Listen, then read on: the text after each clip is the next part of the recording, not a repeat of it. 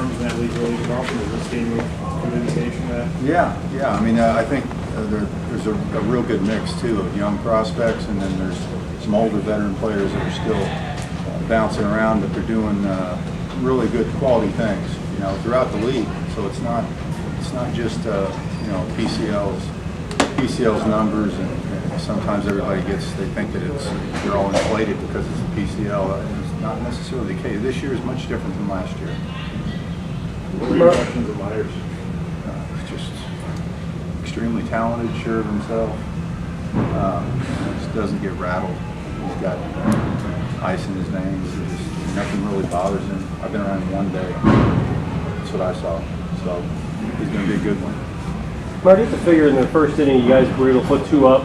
I mean, not necessarily a guarantee, but kind of figured there'd be more than just one more run short at that point, and then just kind of that was it. Well, I mean, it's a credit to the staff, and it's difficult. You guys have to understand it's difficult too for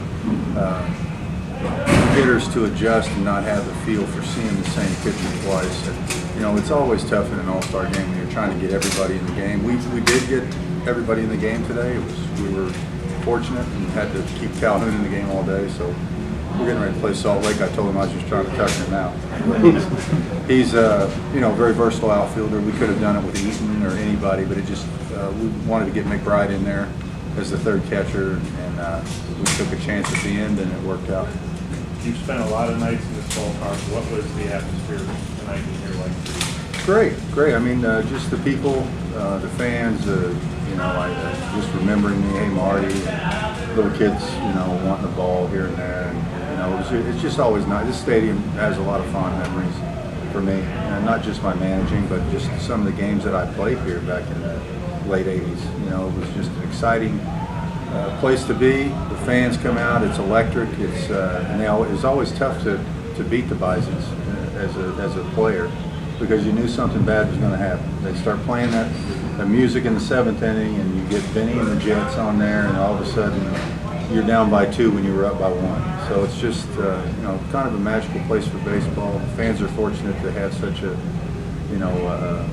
caring owner, and I think just it really tells how passionate the fans are here by the way they've kept this place up. I mean, it's one of the oldest ballparks in the league, and yet it's probably one of the best.